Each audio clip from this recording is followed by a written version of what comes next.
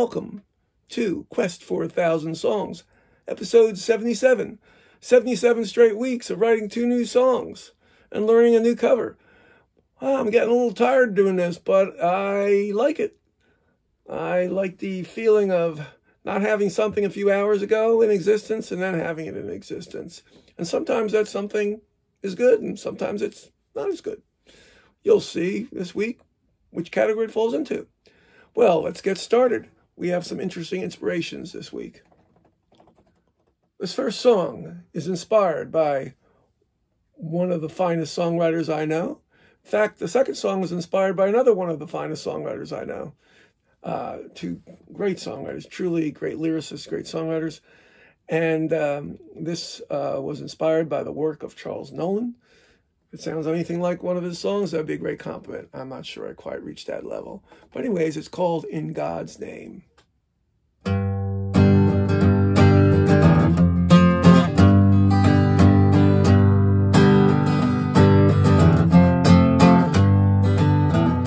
I saw Isaac, he was running from Abe. Told me his father was gonna kill him today. But Abe had someone else to blame.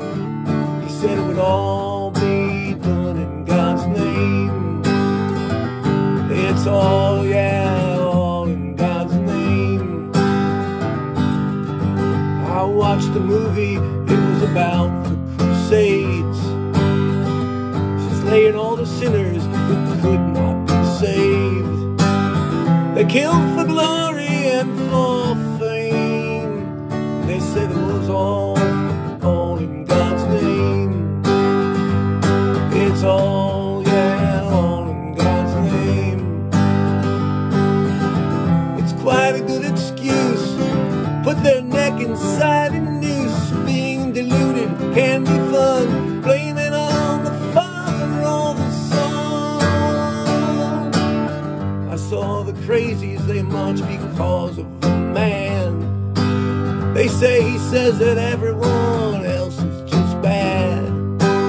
It makes them feel they've won the game. And they say it's all in God's name. It's all, yeah, all in God's name. It's quite a good excuse. Put cold facts inside a noose. Put hatred to good use. Blame it on the Lord and get it done. Listen to the voices inside of their head. Listen to the TV before they go to bed. Their thoughts are locked in a tiny frame. They say it's all in God's name. It's all, yeah, all in God's name. There's no one else to blame.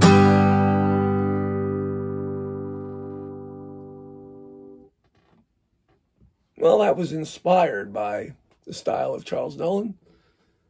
I think if you want to hear a really good song, go hear Charles Nolan's. And I'm feeling bad. I'm not sure I'm going to be able to hear him tomorrow, along with a number of my other friends. Got a number of issues going on, but I got that song out. And next we have another great songwriter that I know, who's also an amazing lyricist. Well, we have a song I'm writing that's inspired by her style. Whether or not it sounds like her is another thing. So this song is inspired a bit by Heidi Wolfson, great songwriter from the band Cubism. Again, I don't know if this sounds much like her. That last song was In God's Name.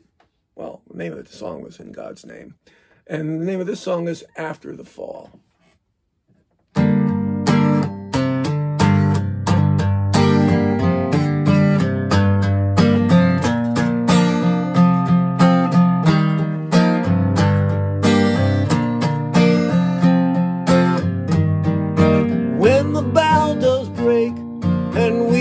Falling down, down and down before. Who will stop and take, and who will turn around? Are you there to heed the call?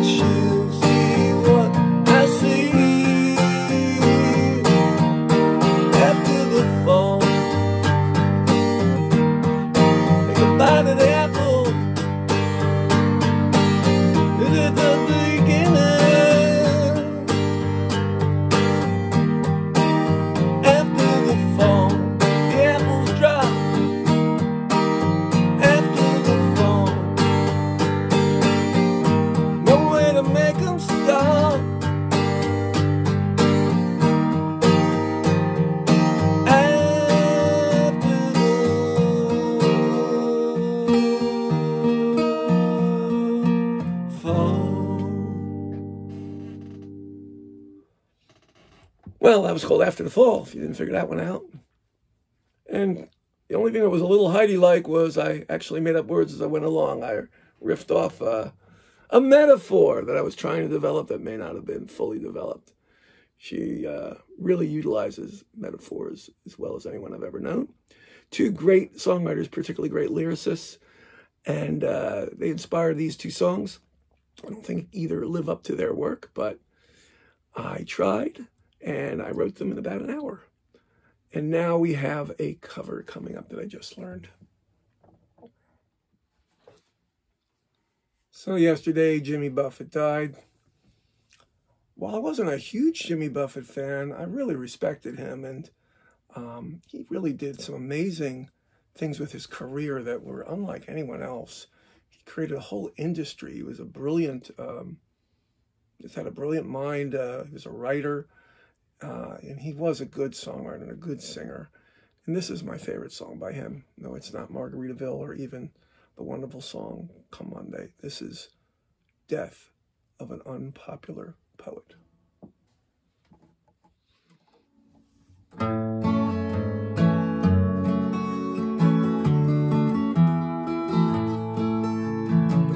I once knew a poet who lived before his time. He and his dog Spooner, who listened while he rhymed. Words to make you happy, words to make you cry. And then one day the poet suddenly did die. But he left behind the closet filled with verse and rhyme. Through some strange transaction, one was printed in the Time. And everybody's searching for that king of underground. Well, they found him down in Florida with a tombstone for a crown. Everybody knows the lines in this book that costs $4.99. I wonder if he knows he's doing quite this fine. 'Cause his books are all bestsellers, his poems were turned to songs. Had his brother on a talk show, though they never got along. And now he's called immortal, yes, he's even taught in school. They say he uses talent, a most proficient tool.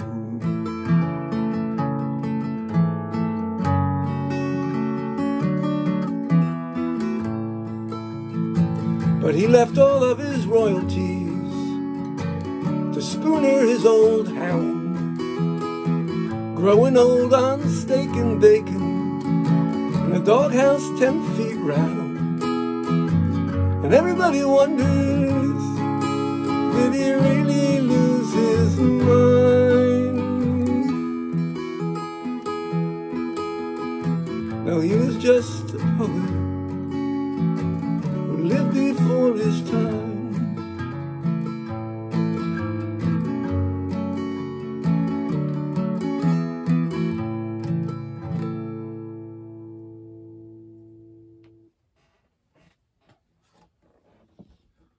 Well, that was my favorite Jimmy Buffett song, and if you haven't heard it, you should hear his version, but that might have been worth listening to. Great song. Thanks so much for listening to this episode. Hope you enjoyed something in it, and hope you'll be back next week. If you haven't liked, please like. If you haven't subscribed, please subscribe. Take care.